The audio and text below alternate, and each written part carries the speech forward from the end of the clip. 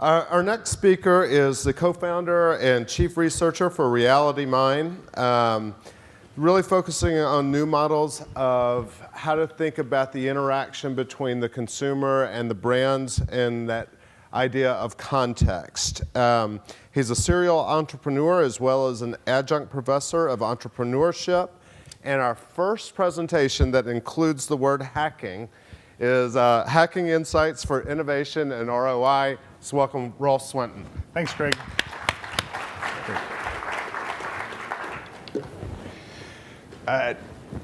It's a pleasure to be here, especially seeing how IIeX has grown as an incredible event. So, huge kudos to the folks here building this up.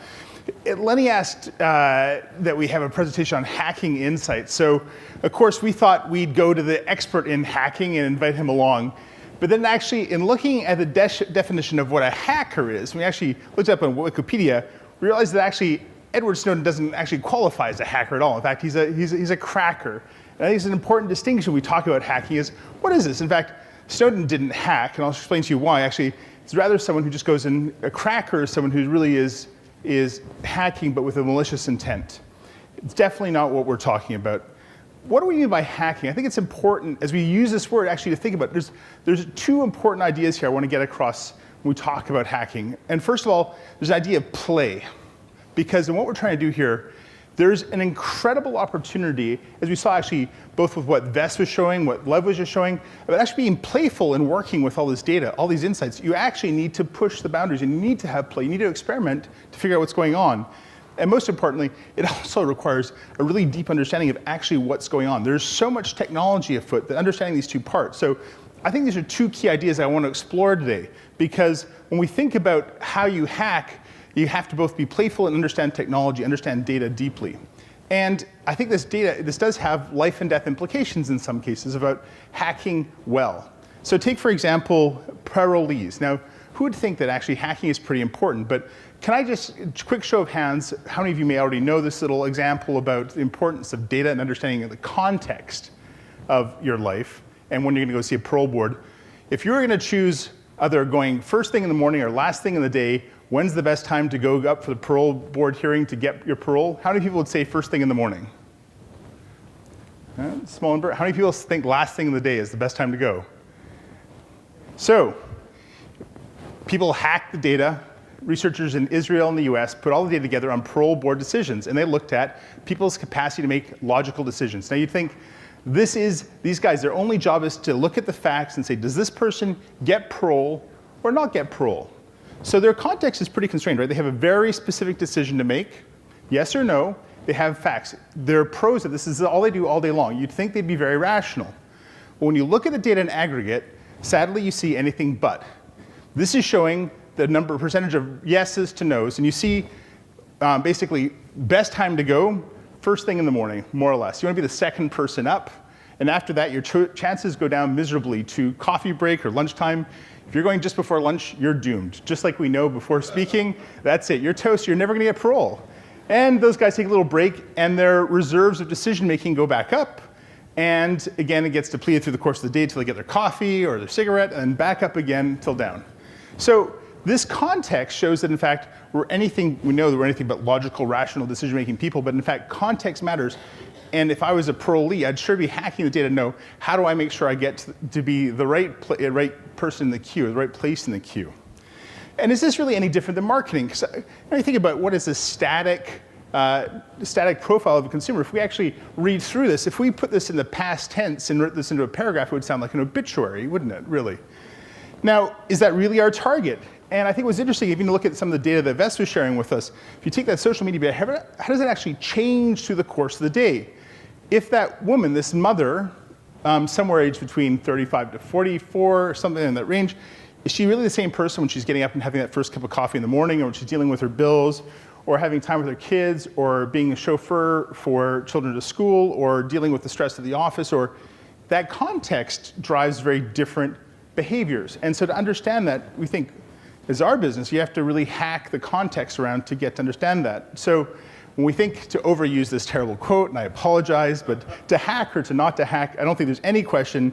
In fact, I want to give you 3 reasons why you should all be hacking data and analytics in your business. First, number one, the world is changing at such a crazy pace that not to be playful and not to really understand technology and leverage it, you're going to have a very hard time. So let me just give you a sense of the rate of change that's taking place, because I think it's sometimes hard to conceptualize. First of all, we know that mobile devices are growing at a crazy pace, right? But they are growing at a point towards complete ubiquity.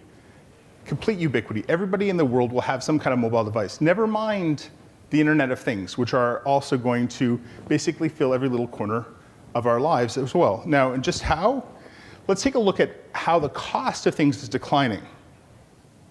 The cost of technology is essentially going towards zero. If you take a look at what it cost NASA to put a basic inertial gyroscope in the first mission to the moon, it weighed about 50 pounds and it cost millions of dollars. Now, we're on 50 years and basically it's free. It costs about $1 to put the chip in your iPhone to figure out your rate of change.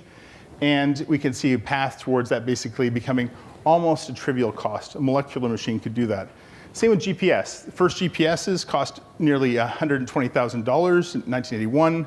Now that chip costs less than $5, right? Again, nearly ubiquitous, nearly free. Take the digital camera. Just since 1976, the digital camera has become 1 billion times more powerful for a tiny cost. So just think again about the ratios here. So if we have a trend towards technology becoming nearly free and totally ubiquitous, how does that change our landscape for being able to measure what's around us? It means that we will have essentially access to nearly perfect data, but that still doesn't solve us because you can have perfect other in terms of location where everyone is, coming down to perfect resolution. If you think about the time when we all have a Google Glass, how much more narrow the resolution can be down to having 1 meter resolution on seeing what's around us. We couple that with incredible computer power, the current rate of change in what you can buy per $1,000 of computer power. In 2023, you'll be able to buy for $1,000 if things continue on the same power of a human brain for $1,000. And by 2050, the projections are that you'll be able to buy for $1,000 the computing power of the entire human race. So this kind of rate of change is happening. We even see this just in media right now, right? So just take a look at digital video growth. So much more prosaic, right? Let's come right down to where we are now. But already we see this in terms of change in behaviors. The growth in digital video use is growing at 3x over just the last 3 years. This is the start of exponential growth, and we see this across all age groups. So what does this mean? It means that for us who are often been tasked with thinking about business in a very rational, linear way, we are dealing in a situation where the world is changing in an exponential way, and that's very hard to pull together. And so part of the reason we need to hack insights is because we need a lot of people, we need a lot of minds to come together to actually be able to deal with the scale of change and the complexity of these problems. So as an example here, this is, we see that the second big reason then is you need to get a lot of different people, a lot of components to come together to really hack to get insights. We've just had the pleasure, it'll be announced tomorrow, awarded a very interesting project by the Coalition for Innovative Media Measurement, where Viacom, Turner, and Disney have set out to answer just 2 simple questions, you'd think. Question 1, how many children are actually watching a given children's program? Question 2 is, what's the actual path of viewing for a given child? Now you should think we should all be able to answer that question, right? Seems pretty straightforward. This is what media measurement is all about. But the problem is media measurement hasn't been able to keep up with answering these questions in the world of technology. And to answer this, we're having to hack a lot of stuff together. We're taking mobile devices and tablets and routers and smart TVs and set-top boxes and more tablets and devices on the kids, plus some cloud computer, some Bluetooth sensors, all of that, throw in some more data from TiVo and other partners, and maybe we just begin to be able to answer that question. Never mind actually being able to take all that data and turn it into some meaningful insights as to what actually did someone watch versus what's the duplicated viewing, etc. To get to a meaningful answer here is not a simple thing, and this is going to take the hacking of us and other people to come together to be able to solve this problem. And so with this, I just want to show you a few examples of where we've taken risks in sharing our data with others, where we get them to hack and have fun, and how that's opened up more possibilities. So just to give you a sense of our data as a business, we have a product called Touchpoints where now in over 20 countries, we capture from people, a representative sample of the population, every half an hour of the day for people for a 10-day period, 5 basic data points. Where people are, who they're with, what they're doing, and what they're buying, the media they're exposed to, and how they're feeling. We also get a lot of passive digital data from their mobile devices, their tablets, their PCs, and we get all this data together, and we have a bunch of different media companies, agencies, brands, research companies using the data. And the data becomes then very powerful view around the world, but we ourselves are limited by our own imagination of how we can make the most of it. So we've given this over to some researchers, to a number of different research universities. And what I want to show you just now is how one group have had play with the data. Now, I can't show you the juiciest bits because we're going to be publishing them in major scientific journals soon, but I just want to give you a little flavor for just take that a little bit of emotional data. We opened that up for them to share and to work on, and they took all of our data and said, okay, let's take the emotional data from these thousands of people we've measured, let's create a baseline for each person, and let's start to look at the differences, and let's see what we see just in the US. And they were hacking with our data, and they found some really interesting things. So for example, men they found in the US are just a little bit happier than women. We can test this out in the room perhaps after this session. They also found something very interesting, which is that unfortunately for women, it seems that there's only one part of the week where you're actually a little bit happier than men. And this comes on Friday afternoon. So I suspect it's finally a time to take a break. But in itself is pretty interesting. Now, what I think is interesting about for me is that this has come about people being able to go and work and hack with our data, see what else can they find, what's interesting, what other questions can we answer. They find some interesting truths that we generally accept. My wife is part of a return relaunch program where as a woman who had a profession and then went off to take some time for having kids and going back, getting coached to go back in the workforce, the coach are often saying women don't actually stand up for themselves enough. They are often they don't exude enough confidence in their professionalism compared to men. Well, you start to see this even in the data. And we certainly know that ultimately women are taking on a little bit more share of burden in the household. So seeing they're a little bit more exhausted and seeing this through the data isn't actually surprising. But what is surprising is they can also start to answer some big myths with our data. So for example, is retail therapy a true thing or not? Do you actually go shopping to put yourself in a better mood? So I'd like to do a straw poll here again. How many people think retail therapy is something real, that you actually go shopping to put yourself in a better mood? Put your hand up, like really put your hand right up, let's see. And how many people think this is a total myth? So it's a pretty even house, all right, so this is a good debate. So what these researchers did is they took all of our data and they, they looked at 2 different cases. First, what was the general mood that people were in before they went shopping? And what were the moods that strongly correlated with people not going shopping to look and compare? And what was really interesting is basically, you can see for yourself, people were improving in specific kinds of shopping, i.e. going for the mall, going to special stores, certainly not grocery shopping. I guess that's not a big surprise. Who finds pleasure in that? Anyone here? So, but we also found that more importantly though, that really it was about, you had to be generally in a good mood first. That you had to be, if you were happy, if you're content, relieved, those were strong precedents for actually driving you to go shopping. Versus, there was really strong, if you're in a bad mood, there are really strong reasons to not go shopping. So in fact, what we're finding through the data is actually really perhaps retail therapy, actually not such a truth. In fact, that you're not seeing people in a bad mood and going shopping. So for those of you that voted against retail therapy as a real thing, I think the data has your back here. And those of you that believe in retail therapy, well, I guess you're just the optimistic person that we saw at the beginning of this little data set. Let me just show you one more example of people hacking our data. Sandy Eubanks at PhD took some of our data to do some really interesting work looking at the context of advertising. And they were trying to figure out what is the optimal place, optimal time, optimal context in which to deliver an ad. Not just what's the right schedule for frequency and reach, but actually let's understand better the entire context and perhaps best the emotional fit of an ad to get the highest ROI possible. And so they're able to take, first of all, life context, understand the multi-screen behavior of the person, and then really zero down to exactly which of two programs would be the best place to deliver this ad. And can you have something which would provide a much higher ROI?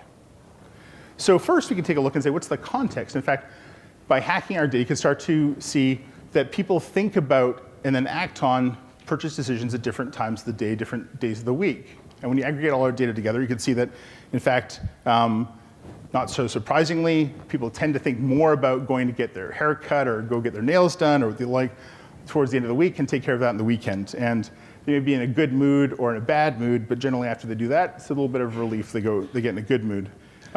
Fast food, for example, we find more often purchased on a Friday, and the gap between thinking about it and acting on it, obviously very small, less than half an hour. It's an impulse decision. But a car, people tend to think about it more towards the end of the week.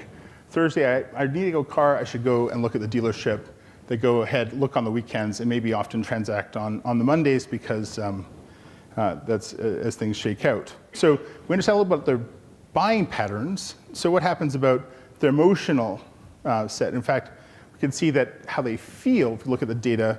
In fact, there's certain things that stand out about what a car buyer is more excited, more interested, and also in some ways more bored than other adults. We see that they're way heavier users of technology, of mobile phones and tablet devices. And we also see how their pattern of behavior changes over the course of the week. So they were able to see, for example, that research happening on websites early in the week and then going off and actually looking at the dealerships towards the end of the week. Now, when they start to actually hack the data too, they see things that pop out perhaps somewhat surprising. Perhaps if you're trying to figure out how do I really reach this audience in a relevant way, taking a fresh look at things, it's not just auto sites, but actually, they're spending a lot of time there at investments or insurance sites as well. So different opportunities potentially to reach. They could see from our data, car buying actually itself is not necessarily a solo decision. This is someone, what do they typically do? People are with their partners, their children, even taking their pets, right? You've got to make sure your dog fits in the car. And they see what kinds of, again, heavy on tablets, computers. This is a higher than average digital crew to reach. But I think this is very interesting when you get back to, so really what's that context? If you start to hack that is not just about straight data, that straight profile, this same person is going to respond to the media very differently. Their media behavior is very differently. So you better get beyond that. So just taking 4 different states here, not all one, feeling exhausted, commuting or traveling, with a partner, with child. So not all exactly comparable, but these are all different kinds of contexts, different lenses to look at. And you can see that when someone's feeling exhausted, they're really heavily on their TV or on a mobile device versus, fortunately, not so much on the phone when they're commuting or driving. That's a good thing, although near where I live in New Jersey, I'm not sure this person would be representative of that. Same time with quality time, I find it slightly concerning that there's a lot of mobile use with quality time with the spouse. And then sort of reassuringly, during quality time with child, media plays a very small role. So how do we reach them? So what the folks at PhD did was they took our data and said, okay, let's just look at 2 different programs. If you're going to place these ads best, where does the data tell us is the optimal place to advertise for, say, for Mercedes C-Class? And here they had to hack a lot of data. First, they took emotional data and said, okay, how does someone feel against that same emotional score? And they could see certain standouts in terms of emotional states while watching that program, being particularly interested, happy, exhausted, excited, versus Dancing with the Stars, which are more hopeful or happy or excited or contented. And they could then take the ads, which they had also run through an index, and then run a correlation to look at how does this impact purchase intent? Where's the best fit? And interestingly, out pops, for the Mercedes C-Class for this particular ad, there's a very strong fit. In R-squared of 0.4, it's a significant correlation. Mental is performing much more strongly than Dancing with the Stars. So they've gone a long way, taking a lot of different data elements here, hacking away to finally come through to something of great definition. And certainly clear again if we look at changes in brand perception, where the Mentalist outperforming again for the Mercedes C-Class. But you can see again, if you're Dove soap, Dancing with the Stars way better fit. So what I'm just trying to show you here is that ultimately they were able to come up with a very different take on how to drive ROI, far beyond frequency and reach, but really down to valuing very specific media to appreciate the specific context of the person, their life context, their emotional context, the context of where they are in the buying process. All those elements coming together needed to actually figure out how to optimize the ROI here. And so that's really what we're with our mandate or our hope today. As you start off this conference, perhaps you can all think about how we can all take these different tools and technologies and figure out how you can hack this yourself. Because what's clear is, whether you like it or not, this technology that we're all playing with, we're all talking about, is changing at an insane rate. It is growing exponentially, and it's very hard for us to understand what exponential growth means for our businesses. But it is, and that's part of the challenge and the opportunity of hacking, is to take advantage of that. In order to hack successfully, you've got to get different minds together. It's clear it is impossible to solve any one of these problems on your own. It is impossible for us to answer the questions for SIM, if the media companies and children's viewing, on our own. We need to bring a lot of other people, and together we have to hack to find the right solution to be able to answer those questions. And I think this is the key, is you have to play. And what I love about the presentations we've already seen this morning, what are going to be coming throughout IIeX, is a lot of people really trying to play. And I think the more we can all encourage and take risks to play, the better, because that's what we all need to do to really succeed, to really get to those breakthroughs. With that, thank you very much.